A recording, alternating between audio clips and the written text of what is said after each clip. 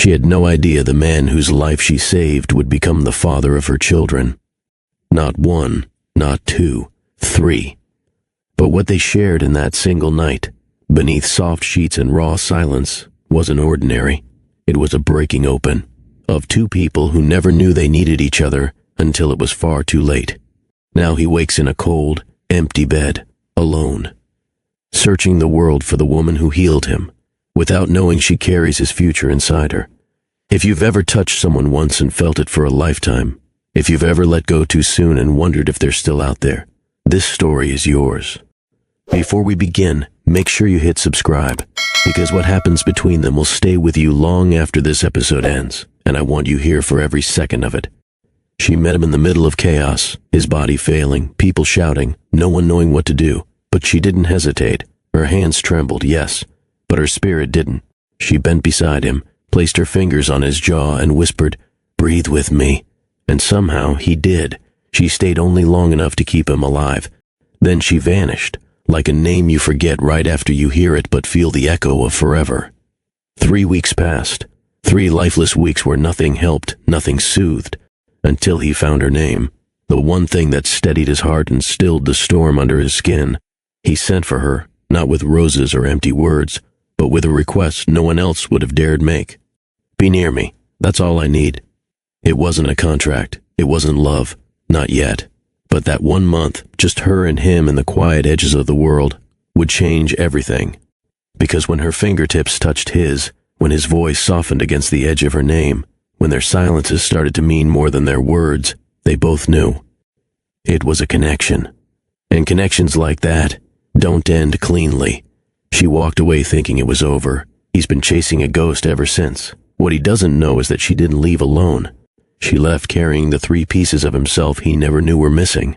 The 32nd floor of Lancaster Holdings was quiet, too quiet for a building run by a man who controlled billions. But Cairo Lancaster preferred it that way. Silence meant control. Control meant no surprises. And surprises killed him. He stood by the floor-to-ceiling windows, one hand pressed flat against the cold glass, the other clenched tight at his side. His jaw ached from tension. His breath came shallow. But no one watching would notice. They never did. In public, he was everything people said he was, sharp, composed, untouchable. In private, he unraveled by inches. The staff never lingered. The board never questioned him. His assistant knew better than to ask how many hours he slept.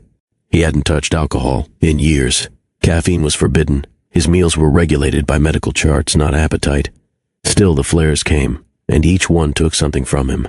He exhaled, slow and controlled, watching the city pulse below. Chicago moved fast. He moved faster. But lately, even his mind couldn't outrun the way his body betrayed him. The attacks were becoming more frequent. He could feel them hours before they came now.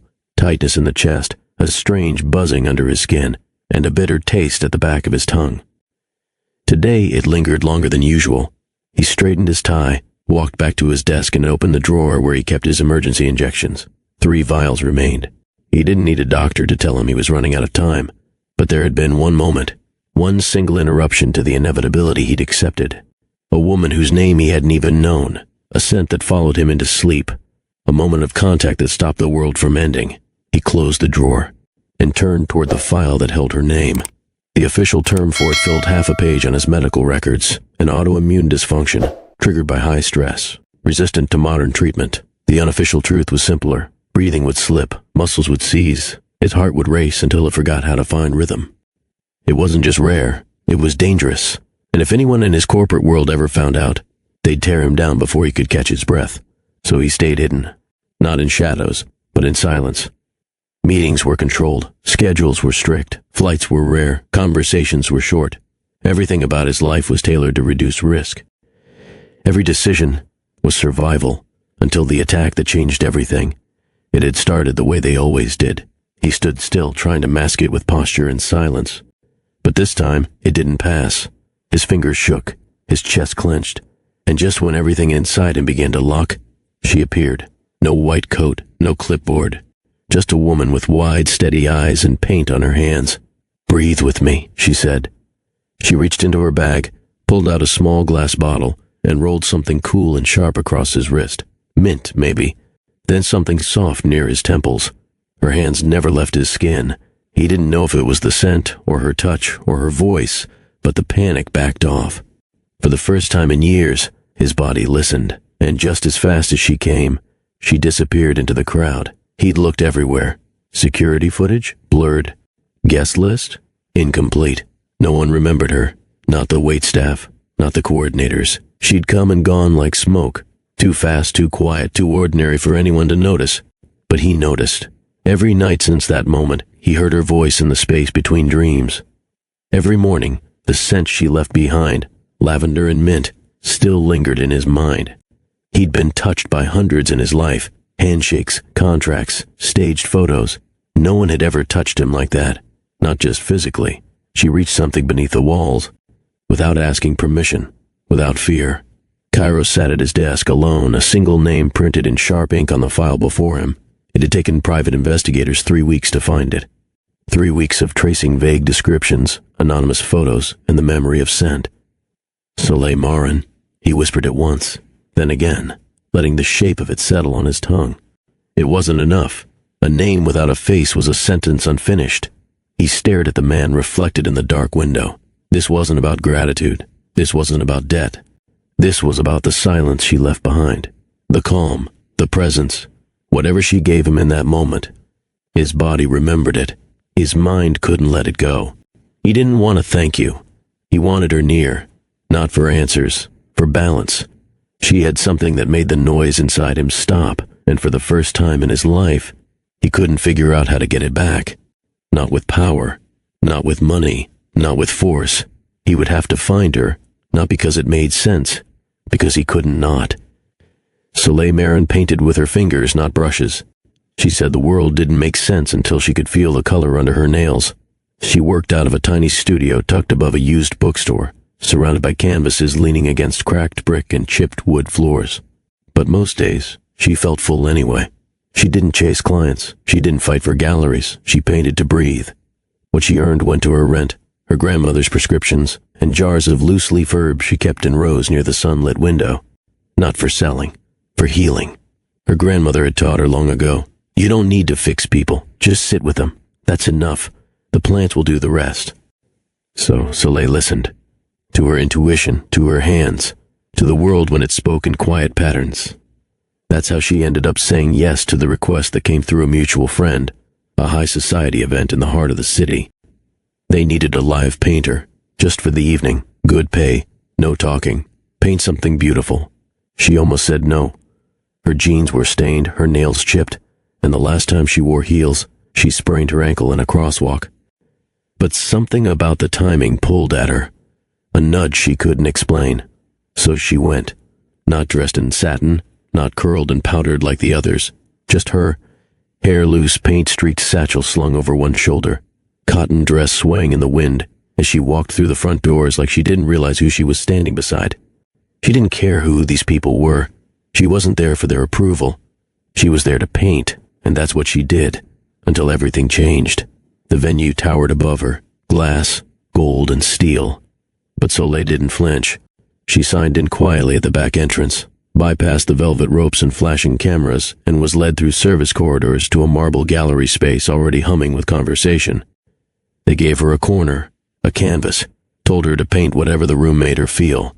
She didn't ask questions. She never did. She dropped her satchel, rolled up her sleeves, and began.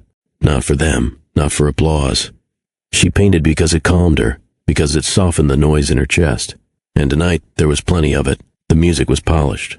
The laughter rehearsed. The room filled with people who wore wealth like armor. Smiles too wide, movements too sharp. Soleil let them blur. She focused on the strokes. Dark blue in the lower right corner. Deep gold stretching upward. She didn't need to know what it would become. She just followed the rhythm in her fingertips. But every now and then, her eyes were drawn to him. Across the room, he stood near the windows, tall and unmoving, his suit black, his stare colder than the champagne being poured into fluted glasses. He didn't speak much, didn't smile, didn't even pretend to enjoy the event he was clearly sponsoring. Something about him unsettled her, not because he looked dangerous, though he did, not because people stepped out of his way, though they did that too. It was the stillness, like something inside him was holding back a scream. He turned once. met her eyes, and for a second, just a breath, he didn't look like a man with power. He looked like a man drowning in his own silence. She looked away. She didn't belong here, and she wouldn't be staying long. But fate doesn't ask permission. It just waits for the right second to shift everything sideways. It happened too fast for most to notice. One moment, Cairo was standing upright, listening to some investor drone on about logistics and projections. The next, he staggered, just slightly, but Soleil saw it. His jaw tightened, his hand curled into a fist at his side. Then both hands braced the table near him. He wasn't dizzy, he was fading. No one moved. The people closest to him exchanged glances but said nothing. Someone chuckled nervously, assuming he was just overwhelmed by the crowd. But Soleil knew. She'd seen it once before, years ago. The look someone gets when the air just stops cooperating. She dropped her brush, crossed the room without thinking. No hesitation, no asking. When she reached him, his lips were pale. One hand pressed to his chest. The other was trying to stay upright, gripping the edge of the wall like it would give him strength. "Hey," she said softly. "Look at me." He didn't react, so she stepped closer, pressed her palm gently to the center of his chest, felt the erratic rhythm, felt how far gone he was. "You're safe," she whispered. "Just breathe. Match me." She inhaled slowly, exhaled even slower, again and again. She reached into her bag, pulled out a small roller, lavender and mint, something she used on herself when her nerves twisted too tight, and pressed it lightly beneath his wrist. Then to the back of his neck. His eyes fluttered. "Stay with me," she said, her voice like warm water. "Keep breathing. Don't fight it." His lungs caught once, then released. His body didn't recover completely, but it stopped sinking. The collapse paused. The danger passed. By the time his assistant pushed through the crowd in panic, he was sitting upright on a bench, his hands steadying. He looked up, but she was already walking away. She didn't leave a name. She didn't say goodbye. She just slipped out the side door and vanished into the night, barefoot heels in hand, paint still drying on her hands. The envelope didn't belong in her mailbox. It wasn't the bills, flyers, or overdue notices she usually found wedged inside. This one was thick, heavy, edged with gold along the border. Her name was written in a precise hand, not printed, no return address. Soleil stared at it for a long moment before sliding a finger under the seal. Inside was a single sheet of cream-colored paper. The handwriting matched the envelope. Elegant. Exact. "Miss Marin, your presence is requested at Lancaster Holdings, top floor, 10 a.m. Tuesday. Your transportation will be arranged. K. Lancaster." She blinked at the signature. Cairo Lancaster. She'd heard the name in passing. Real estate, finance, industry. The kind of man whose decisions rippled through entire cities. But she didn't know him. Not really. Only from that night. Her first instinct was to toss the letter in the trash. Still, she didn't throw it away. It sat on her kitchen table for 2 days, catching the light every time she walked past. By the third morning, a black car idled outside her building. The driver stepped out, suit crisp, voice polite. "Miss Marin? Mr. Lancaster is expecting you." She should have said no. She should have stayed in her studio, kept painting, kept her world small and safe. But her feet betrayed her, and minutes later she was sitting in the back of a car that glided through the city toward the tallest building on the skyline. The elevator doors slid open to a wall of glass and skyline. Soleil stepped out slowly, her fingers tightening on the strap of her bag. The reception area was silent. No phones ringing, no chatter. Just a single assistant who rose from her desk the moment Soleil appeared. "This way," the woman said, leading her past a stretch of polished marble and into a wide office at the end of the hall. Cairo Lancaster stood with his back to the door, looking out over the city. Even without seeing his face, she felt the weight of his presence, the same quiet force she'd noticed that night, only sharper now. When he turned, there was no small talk, no welcome. "I've been trying to find you," he said simply. Soleil shifted her weight. "Why?" He studied her for a long beat, as if weighing how much to reveal. "I have a rare medical condition. Stress makes it worse. Nothing helps. Except, that night, you." She blinked, unsure whether to laugh or leave. "I'm not a doctor. I know, and I'm not asking for a cure." He moved closer, his voice low but firm. "I'm asking you to stay near me. Your presence, whatever you did, made a difference. More than anything else I've tried." She stared at him. "You want to hire me to stand next to you?" "To live at my private villa," he corrected. "Away from the noise. You'd have your own space, your work funded. No obligations except to be there when I need you. It sounded absurd. It sounded impossible. It sounded dangerous. She dropped her gaze, unsure whether she was more unsettled by the proposition or the fact that part of her wanted to say yes. Silence settled between them, stretching thin. Soleil's mind was loud even if her lips stayed still. Every part of her upbringing, every warning she'd ever been given about powerful men, about stepping into worlds that didn't belong to her, all of it told her to walk away. But the image of him that night wouldn't leave her, the way his breathing fought for rhythm, the way he looked now, not desperate but determined. "What if it doesn't work?" she asked quietly. "Then you leave," he said, his gaze steady. "No questions, no debt. I'll still make sure your art is supported, but I don't think that will happen." She shook her head. "You're too sure of yourself." "I'm sure of what I felt," he replied, "and I'm sure it was because of you." He didn't move closer, didn't try to convince her with charm or pressure. He simply stood there, as if giving her the space to choose was part of the offer itself. Her heart beat in an unsteady rhythm. She thought about her cramped studio, the leaky faucet, the empty calendar with only 2 commissions booked for the next month. She thought about her grandmother's prescriptions and how often she'd been late paying for them. Then she thought about him, the sharpness in his eyes that softened only when they looked at her, the way his voice had dipped when he said her name.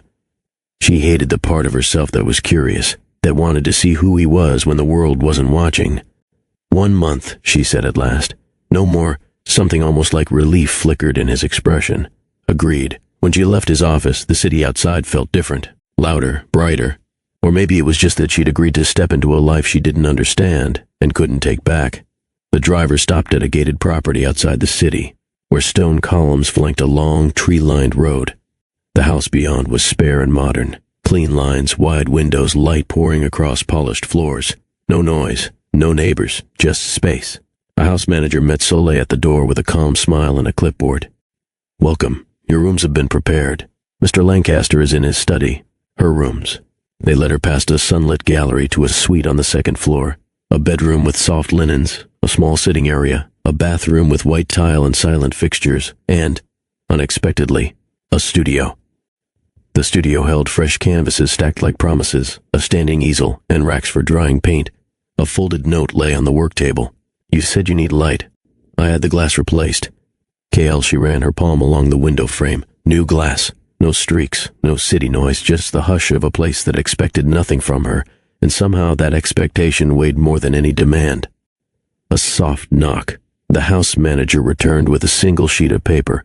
"Mr. Lancaster asked that I review the agreements with you. Agreements. Not rules, but close." She would keep her phone on during daytime hours. She would alert him at the first sign of an episode. She would have full privacy in her suite and studio. Meals optional, the kitchen was always stocked. She could walk the grounds, security would keep a respectful distance. No press, no photographs, no posts. Soleil initialed each line. Her hand shook only once. When she finally saw him, he was exactly where she expected, standing in the doorway of his study, sleeves rolled, tie loosened, gaze guarded. "Thank you for coming," he said. She nodded. "The studio is thoughtful." "I meant it." He paused. "You have what you need?" "Yes, good." A careful beat. "We'll keep this simple. I don't want you to feel indebted. I only want you to feel safe. Safe." It wasn't a word she associated with men like him, but he said it without angle, without heat, like he'd rehearsed blunt honesty because it took less energy than charm. "I'll stay for the month," she said. "Nothing more." His jaw eased. Understood. They stood in the quiet, 2 people trying to learn how to share a house without touching the same air. Days passed with the precision of a clock neither of them acknowledged. They shared the same house, but not the same spaces. He worked behind the closed doors of his study. She painted in the upstairs studio, where the scent of fresh acrylics clung to her hands long after the sun went down. They rarely crossed paths before dinner. Even then, sometimes he wasn't there, his plate left untouched at the end of the table, the silverware aligned as if waiting for him to return. When they did speak, it was brief. "How was your day?" "Fine. Do you need anything?" No. The boundaries were clear. No personal questions, no lingering in the same room without reason, no assumption of friendship, let alone anything more. And yet, she noticed the quiet ways he reached for her without breaking his own rules, a glass of water left on the railing outside her studio when she'd been working for hours, a folded sweater draped over the back of her chair in the sitting room on cooler evenings, the faintest nod of thanks when she happened to pass by his study door. In return, she found herself learning the rhythm of his silences, when to knock, when to leave tea at the threshold instead, when to simply pass by without making a sound. It wasn't closeness, but it wasn't the cold either. Some nights she would hear him in the library beneath her room, not speaking, not working, just pacing, and she wondered what kind of man could command the world outside and still seem so contained within his own walls. She didn't ask, and he didn't offer, but something in the air between them had shifted, almost without their noticing. It happened on a night when the house seemed heavier than usual. Soleil had been in the studio longer than she realized, working under the glow of the track lights. She only stopped when her shoulders ached and her fingers were stiff from holding the brush. She stepped into the hall, rubbing her hands, and heard movement below. It wasn't the steady steps of the house staff. It was slower, measured, almost cautious. She found him in the kitchen, sleeves rolled, one hand braced against the counter as if he'd just finished catching his breath. "You're still awake," she said softly. He didn't startle, but his eyes flicked to hers, sharp for a moment, then calmer. Couldn't sleep. She noticed the glass in front of him, half filled with water. His knuckles were pale against the edge of the counter. "You're all right?" she asked, careful not to crowd him. "I will be," he said, though his voice carried the weight of someone who'd had to say that too many times. She crossed the room without thinking and opened the cabinet above the sink. From her bag she took out a small roller, the same one she'd carried that night in the city, and held it out. He looked at it, then at her. "You don't have to. I know." She stepped closer, holding it steady. "But I'm here." For a beat, neither of them moved. Then he extended his wrist. She pressed the cool glass to his skin, letting the soft scent ease into the air between them. His shoulders loosened. Not much, but enough for her to notice. When she stepped back, he didn't thank her. He just said, "Good night, Soleil," in a tone that sounded less like dismissal and more like something he wasn't ready to name. She left the kitchen, her heartbeat unsteady, wondering why such a small moment felt like a beginning. The days arranged themselves into a quiet rhythm. Mornings belonged to the windows and the light that warmed the studio floor. Soleil painted before breakfast, hair tied back, sleeves pushed to her elbows, focused enough to forget the world outside the glass. When she finally stopped for water or air, there was always a small vase waiting on the stair landing. Lilies one day, tulips the next, wild stems the day after. No note, just color where no color had been. She knew who left them. He never said it. She never asked. Cairo's schedule stayed disciplined. Meetings stacked neatly across the day. Messages returned without delay. Workouts scheduled like appointments with himself. He didn't cross the property line unless necessary. When he did, he returned looking untouched by whatever battle had taken place, but his eyes carried a different story, the kind people pretend not to see. They ate at the long dining table most evenings, sometimes across from each other, sometimes with one plate wrapped for later. On the nights they shared the same hour, conversation was brief but unforced. "How's the work?" he would ask. Cooperating, she'd answer, mouth curving. "Yours?" Contained, he'd say, as if that was the only metric that mattered. He didn't hover near her studio. He didn't intrude on her afternoons, but she felt him in the house like a current, the way a room held his shape after he left it, the way staff lowered their voices when he crossed the hall, the way a door closed with care instead of force. In return, she learned the small things that steadied him. Cool air, dim light, a chair with a firm back, still water within reach. She placed a glass on the console near the library most nights, not because he asked, but because she'd seen his hand drift there more than once with nothing to find. If he noticed, he didn't say. Yet the glass was empty by morning. Some evenings a piano sounded from the far room beyond the library, slow scales, nothing elaborate, not performance, practice. He would stop if he heard footsteps, as if music was too private to share. So she listened from the landing instead, feet bare, one shoulder against the rail, letting the notes trace the edges of her thoughts. The distance between them didn't feel harsh anymore. It felt deliberate, like two people choosing not to trespass. But that choice had limits, and the house itself would test them. It started with a flicker. Soleil was in the studio, rinsing brushes when the lights blinked once, then again, and cut out completely. The quiet hum of the house stilled. Even the air seemed to pause. She waited for the backup systems to kick in. They didn't. She stepped into the hallway, letting her eyes adjust. A faint glow spilled from the far end, not electric, but warm, like firelight.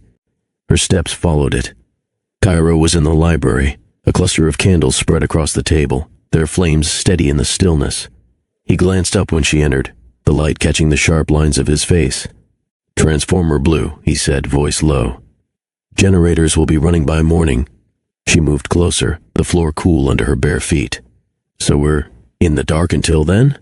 He gestured to the candles. "Not entirely. The library looked different in this light, less like a place of business, more like somewhere people came to stay." Shadows softened the edges of the shelves. The leather chairs seemed warmer. Even the silence felt different. He slid a candle toward her side of the table. "Sit. It's safer than wandering." She hesitated, then lowered herself into the chair opposite him. The light between them was small, but it made the distance feel less deliberate. Without the hum of electronics or the weight of schedules, there was nothing to fill the air except the sound of their breathing. "You're not used to this," she said after a while. "To what?" "Stillness that isn't planned." His mouth curved just barely. "No, I'm not." She rested her elbows on the table, chin in her hand. "Then maybe it's good the lights went out." They stayed like that, not talking much, the soft glow shifting with every movement. Once or twice she caught him looking at her, not the way men look when they want something, but the way someone looks when they're trying to figure out why they can't stop. It was strange how the dark could make everything feel closer, even without touching. The candles burned lower. Neither of them moved to leave. A draft slipped in from somewhere above, carrying a chill through the room. Soleil crossed her arms, rubbing at them without thinking. Cairo noticed. He stood, disappeared for a moment, and returned with a blanket folded over his arm. He didn't drape it around her, just held it out, letting her choose. She took it, the fabric soft against her fingers, and spread it across her lap. "Thank you." He sat again, leaning back in his chair, watching the flame nearest him bend and sway. "You've been quiet tonight. You like quiet," she said. "I like quiet when it means something." His eyes lifted to hers. "With you, it does." Something passed between them. Not a glance, not a smile, but the awareness that they were alone in a house built for distance, and yet neither of them wanted it now. A candle sputtered. She reached to shield it with her hand, and the motion brought her closer to him, closer than they'd been since she arrived. He didn't lean away. Her pulse felt louder in her ears. She wasn't sure if it was the dark, the stillness, or the way his gaze lingered, not on her face, not on her hands, but somewhere in between, as if mapping the space he hadn't crossed yet. When the flame steadied, she let her hand drop. His was already there, resting on the table, close enough that her fingertips brushed his. Neither of them moved at first. Then his fingers curled, just slightly, catching hers in a loose hold. No pull, no demand. Just contact.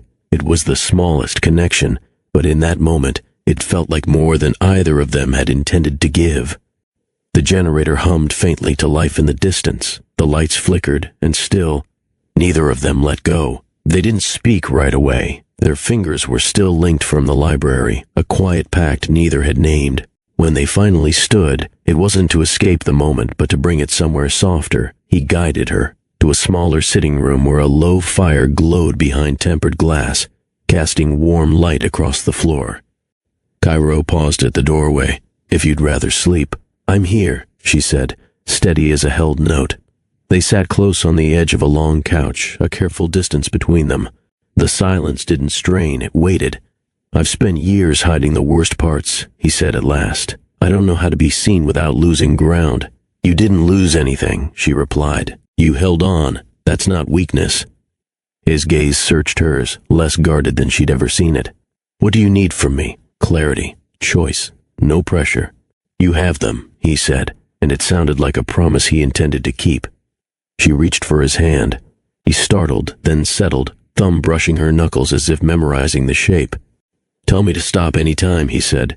"I will," she answered. "And so will you. I will." They drew closer the way careful people do, without breaking eye contact. Her knee touched his. His palm found the small of her back, not to claim, only to steady. "Look at me," she whispered. "I am." The first kiss was deliberate, no rush, no chase, a single sure touch that asked and answered in one breath. The second deepened by inches, the kind of closeness that makes space feel newly made. Heat gathered where their bodies met, calm opened where their defenses had been. He cupped her jaw, patient. She slid her hand to his chest, feeling the measured rise and fall he'd fought so hard to control. His rhythm held. So did hers. "I want this to be honest," he said, voice low. "It already is." He kissed the corner of her mouth, her cheek, the line where her pulse beat. She pressed her forehead to his, exhaling slow, and the room seemed to narrow to breath and warmth and the glow on their skin. Nothing hurried, nothing taken, two people choosing the same moment. "Stay," he said, not as an order, but as a request. "I'm here," she answered, and this time it sounded like yes. The fire snapped softly, breaking the stillness in gentle pulses of sound. Cairo leaned back slightly, giving her space to shift if she wanted to. She didn't. Her palm stayed against his chest, feeling the steady beat under her hand. It was calmer than the night they'd met, steadier than she'd expected. "You're not shaking," she said quietly. "Because you're here," he replied without hesitation. Something in her softened at the way he said it. No calculation, no careful phrasing, just truth. Her other hand slid over his shoulder, fingertips brushing the warm skin at the base of his neck. He closed his eyes briefly, like the touch pulled something deep inside him into focus. When his gaze returned to hers, it was unguarded. "I've built my life around keeping people at arm's length," he said, "but every time you step closer, I don't want to stop you." "You don't have to," she said. Her knees shifted until they touched his thigh, her body angling toward him. The blanket from earlier still hung over her lap, the edge brushing against his leg now. He lifted his hand from her back to her jaw, thumb tracing the faint curve just beneath her ear. She leaned into the touch, her lips parting in a breath that matched his. This kiss began slower than the first, more exploration than certainty, as if they were mapping out something fragile and new. The warmth from the fire reached her skin in uneven waves, but the real heat came from the closeness. His fingers threaded into her hair, hers pressed into the muscle of his shoulder, holding him as if to confirm he was real. When they broke for air, they stayed near enough to feel each other's breath. "This doesn't feel like something we can undo," she murmured. "It isn't," he said, "and I don't want to." Neither moved for a long moment. Then he drew her forward, not in urgency, but in invitation. She followed, settling against him, her head resting near his collarbone, their hands still locked together between them. The rhythm between them slowed until it was almost still, not because they were holding back, but because neither wanted to rush past the feeling. Cairo's arms circled her waist, guiding her gently until she was angled across his lap. The firelight painted soft shadows along her shoulder and collarbone, making every movement feel like it belonged to the moment alone. Her hands rested against his chest again, feeling the rise and fall of each breath. When his fingers traced the line of her spine, it wasn't to pull her closer, it was to tell her she could decide how close she wanted to be. She looked at him, searching for hesitation. There was none. Only the steady, patient focus of a man who had learned not to take what wasn't freely given. "You're sure?" she asked. "Completely," he said. "But you need to be too," she answered by leaning in, closing the small space between them. The kiss this time was deeper, not hurried but certain, and it carried the weight of something neither of them had planned for. Her fingertips brushed the line of his jaw, the texture of faint stubble catching against her skin. His hands settled at her hips, steadying her without holding her in place. The warmth between them grew, not just from touch, but from the trust they'd both chosen to give. When their lips parted, she stayed close, resting her forehead to his. "You're not the man I expected," she whispered. "And you're not the woman I thought I'd find," he replied. "But I'm glad I did." She let her eyes close, breathing in the faint scent of cedar from the fire mixed with the trace of his cologne. He kept one hand at the small of her back, the other holding her fingers as if to anchor her there. Nothing about the moment felt uncertain anymore. They weren't circling each other. They weren't holding back. They were simply there. The fire burned lower, its light flickering across the room in long, slow waves. Neither of them moved to add more wood. The dim glow seemed right for what they were sharing. Cairo shifted just enough to ease her down along the couch, his body following with care, every movement deliberate. Soleil's breath caught, not from surprise, but from the weight of his focus on her, as if the rest of the world had disappeared and she was the only thing in it.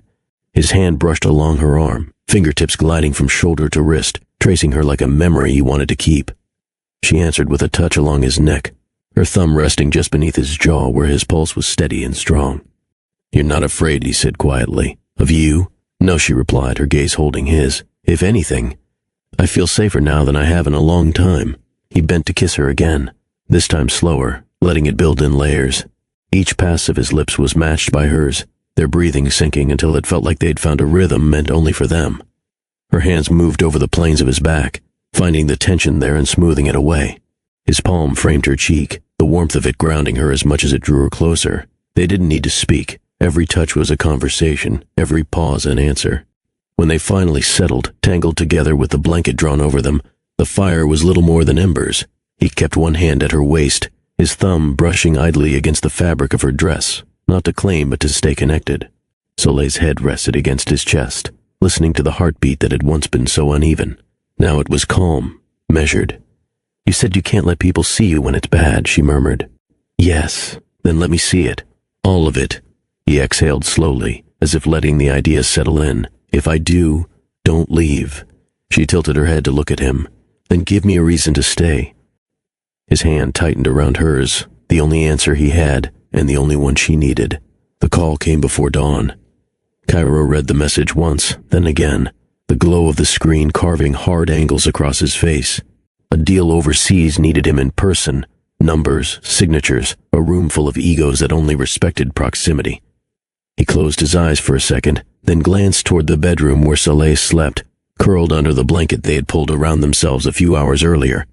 He didn't wake her. He wrote a note instead, brief, neat script, the kind that never wasted ink.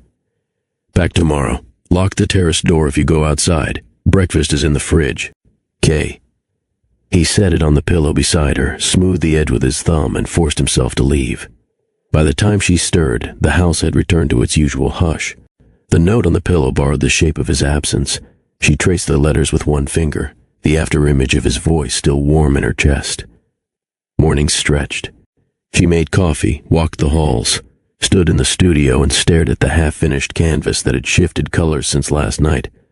She tried to paint the warmth on her skin, failed, and laughed at herself for trying. Then the quiet started to feel different. It wasn't empty.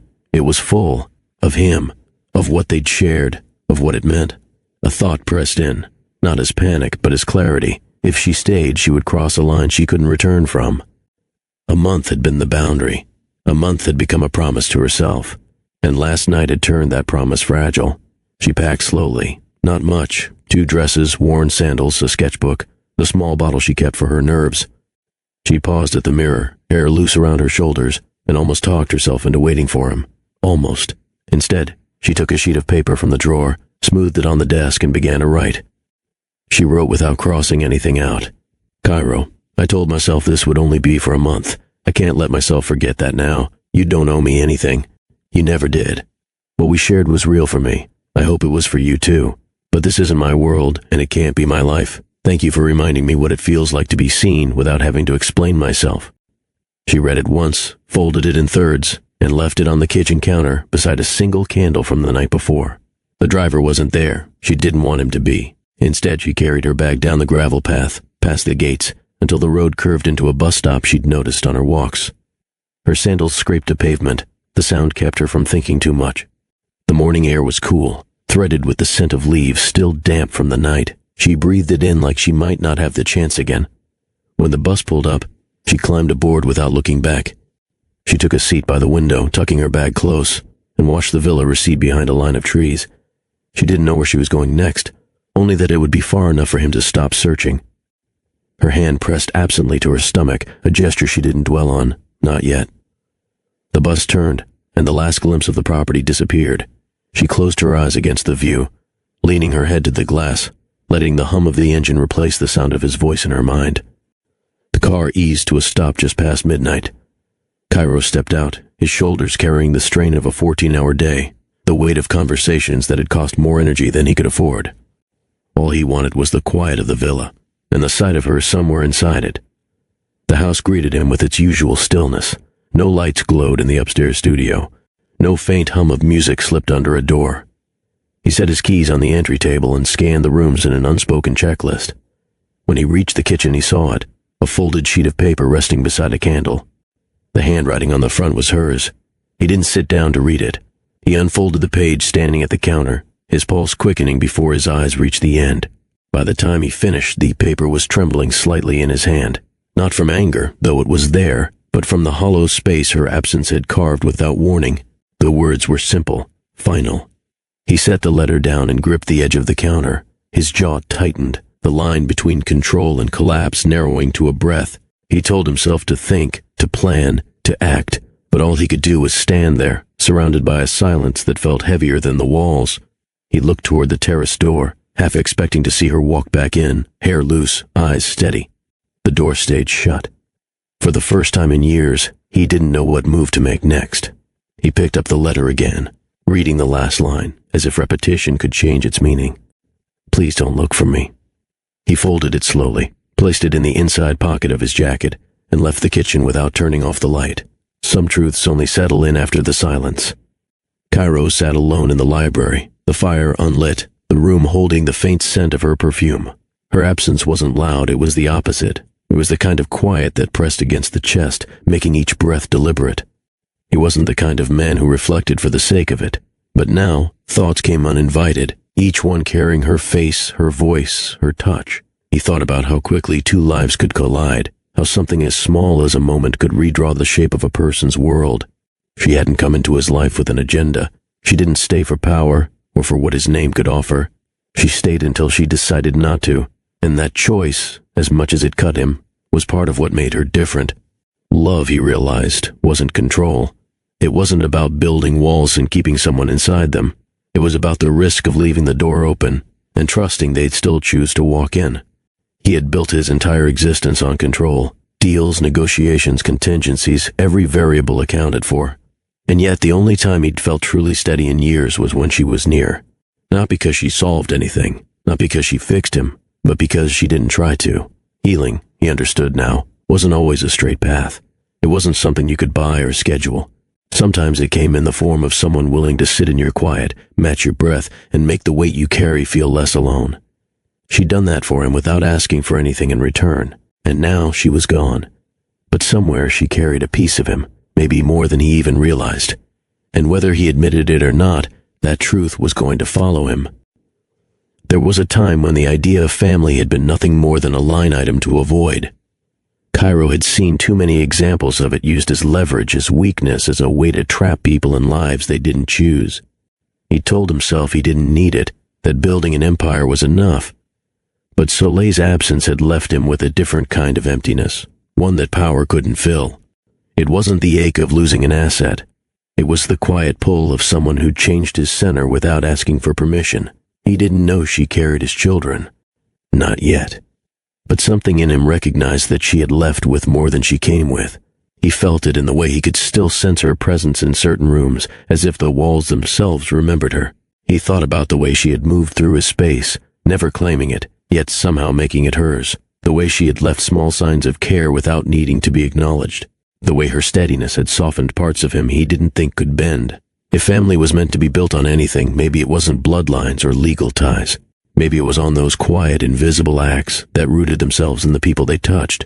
Somewhere far from him, she was carrying a truth that would bind them whether she wanted it to or not. And when that truth reached him, it wouldn't just rewrite his life. It would force him to face the very thing he'd spent years avoiding. For now, he only knew this. If he ever saw her again, it wouldn't be about control. It would be about finding the place where the distance between them finally ended. And that thought, as impossible as it felt, was the only thing that made the silence bearable. Cairo's search began the morning after. He didn't make announcements. He didn't tell the board. He didn't ask permission. He simply put his resources into motion. Every contact, every quiet favor owed to him over the years was called in. Her name circulated through private channels. Security footage from transport hubs was reviewed. Cash transactions in nearby towns flagged. Most leads went nowhere. Too vague, too slow, too late. She was careful. He hated how much he admired that. Every night he returned to the villa expecting nothing, yet scanning for any sign she'd come back. The studio upstairs stayed untouched. The flowers he left on the landing each morning wilted by evening. He replaced them anyway. The absence was sharper now that he knew what it had felt like to share a room with her without needing to fill the silence. What he didn't know, what no one around him could guess, was that her reason for leaving wasn't fear of him. It was the life growing inside her, a secret too big to share without changing everything. Far from the city, Soleil stood in front of a small mirror in a rented room, one hand resting gently against her stomach. The truth was still new enough to feel like a dream. 3 tiny heartbeats, each one an echo of the man she'd walked away from. She could have called him, she could have written, but once she told him, there would be no going back, and she wasn't ready for the way that truth would rearrange both their lives. The search didn't slow. If anything, it sharpened. Cairo began traveling without notice, following threads that frayed as soon as he touched them. Each dead end only fueled the quiet, steady vow he carried he would find her. In the rare hours he allowed himself to rest, he'd catch the memory of her hand in his, the sound of her voice saying his name. He told himself it was only a matter of time, and time for him was just another obstacle to manage. Miles away, Soleil's resolve began to ache under the weight of her secret. She walked through markets and quiet streets, passing strangers who would never guess what she carried. Each night she pressed her palm to her stomach, feeling the faintest reminder that her choices were no longer hers alone. One evening, as the sun dipped low, she paused by a shop window, her reflection framed in fading light. For a heartbeat, she imagined him there beside her, not the CEO, not the man with the guarded eyes, but the one who had held her by the fire as if she were the first person who'd ever been allowed close. She shook the thought away and kept walking. But across the city, a name surfaced in Cairo's search, one tied to a location he hadn't yet touched. He stared at it on the screen, a quiet certainty building in his chest. The distance between them was narrowing. The search didn't slow. If anything, it sharpened. Cairo began traveling without notice, following threads that frayed as soon as he touched them. Each dead end only fueled the quiet, steady vow he carried he would find her. In the rare hours he allowed himself to rest, he'd catch the memory of her hand in his, the sound of her voice saying his name. He told himself it was only a matter of time, and time for him was just another obstacle to manage. Miles away, Soleil's resolve began to ache under the weight of her secret. She walked through markets and quiet streets, passing strangers who would never guess what she carried. Each night she pressed her palm to her stomach, feeling the faintest reminder that her choices were no longer hers alone. One evening, as the sun dipped low, she paused by a shop window, her reflection framed in fading light. For a heartbeat, she imagined him there beside her, not the CEO, not the man with the guarded eyes, but the one who had held her by the fire as if she were the first person who'd ever been allowed close. She shook the thought away and kept walking. But across the city, a name surfaced in Cairo's search, one tied to a location he hadn't yet touched. He stared at it on the screen, a quiet certainty building in his chest. The distance between them was narrowing. If you've been holding your breath through this story, Part 2 will take you exactly where you've been waiting to go. Make sure you're subscribed right now, turn on notifications, and tell me in the comments, if you were Soleil, would you stay hidden or go back?